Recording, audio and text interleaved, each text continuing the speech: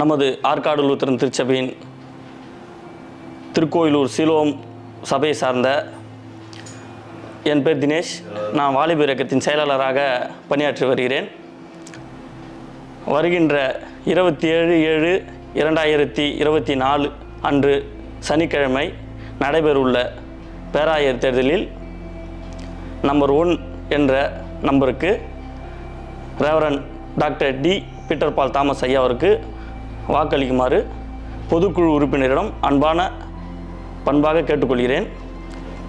நான் ஏன் பீட்டர் பால் ஐயாவுக்கு ஓட்டு கேட்கிறேன் என்றால், இப்பொழுது நடக்கின்ற ஆட்சி மோடி ஆட்சி போன்ற நடக்கின்றது.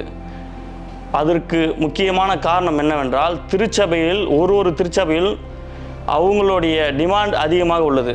இப்பொழுது நான் திருக்கோயிலூர் சீலோம் சபையை சார்ந்து என்ன சொல்கிறேன் என்றால், இங்கிருக்கும் நபர் அதிகமாக பணத்தை வசூலித்து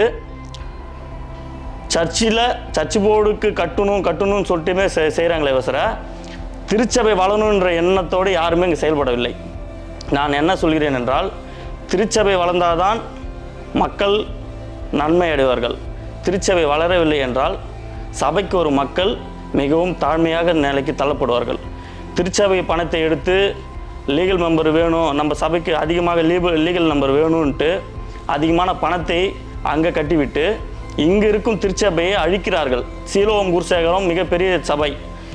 இங்கே இருக்கும் நிலைமை என்னவென்றால், சிறிதளவு ஒரு ஞாயிற்றுக்கிழமை நடக்கக்கூடிய சர்வீஸில் ஒரு ரெஸ்ட் ரூம் போகிறதுக்கு கூட ரூம் இல்லாமல் இருந்ததுங்க.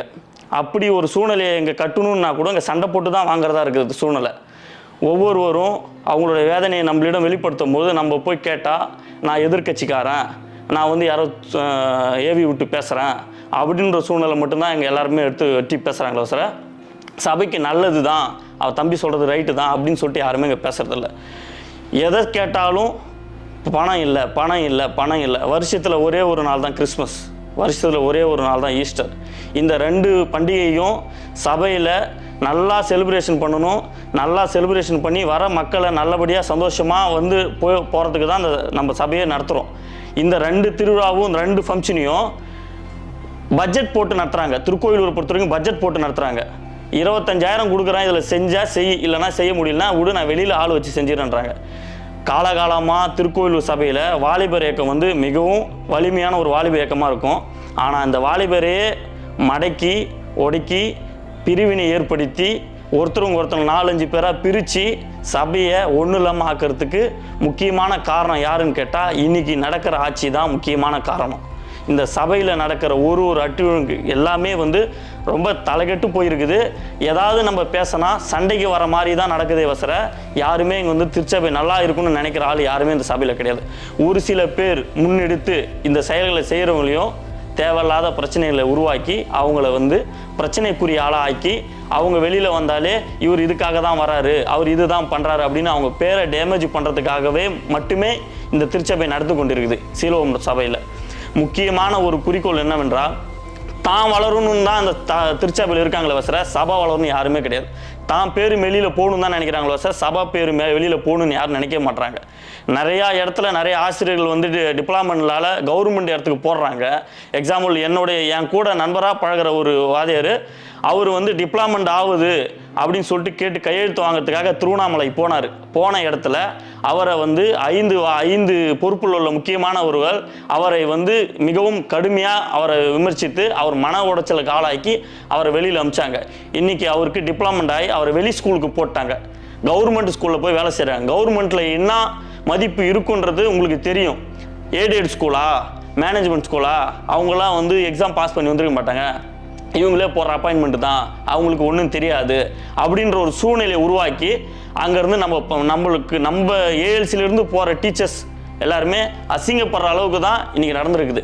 கடந்த ஆட்சியில் டிப்ளாமெண்ட் வரும்போது செயலாளராக இருந்தவர், பொருளாளர் இருந்தவர் எல்லாருமே போயிட்டு கவர்மெண்ட்டில் என்ன பேச முடியுமோ பேசி டிப்ளாமெண்ட் வராத அளவுக்கு தடுத்து நிறுத்துறாங்க. இன்றைக்கி 52-58 டிப்ளாமெண்ட் 58 ஸ்டாஃபுங்க நம்ம ஏஎல்சி விட்டு வெளியில் போயிருக்காங்கன்னா அதுக்கு முக்கிய காரணம் இன்றைக்கி நடக்கிற நிர்வாகம் தான். அவங்க எந்த ஒரு நிர்வாகமும் சபையை வந்து சபைக்கு இருக்கிற சபையில் வேலை செய்கிற டீச்சர்ஸ் இவங்கெல்லாம் வந்து நல்லா இருக்கும்னு நினைக்கிற மாதிரிலாம் யாருமே நடக்கல. அவங்களுக்கு வேண்டியது பணம் பணம் பணம். பணம் வந்தால் போதும், நம்ம பார்த்துக்கலாம். உன்னால் என்ன பண்ண முடியும்? தூக்கி அடிச்சிடும் பார்க்குறியா? ஜூலை மாதம் வர்றது உன்னை நான் அலைய விட்றோம் பார்க்குறியா அப்படின்னு தான் பேசுகிறாங்களே வசர. சபையில் நடக்கிற அட்டி விழத்தை யாருமே கேட்கறதுக்கு ஆள் கிடையாது. அதை கேட்க தான் ஒரே ஒரு ஆள் இன்னைக்கு வெளியில் வந்திருக்காரு. அவர் தான் நம்ம reverend doctor Peter Paul Thomas.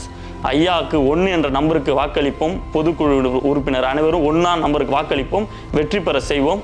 அவரை பேராயராக தேர்ந்தெடுப்போம். சபையை மீட்டெடுப்போம். நன்றி, வணக்கம்.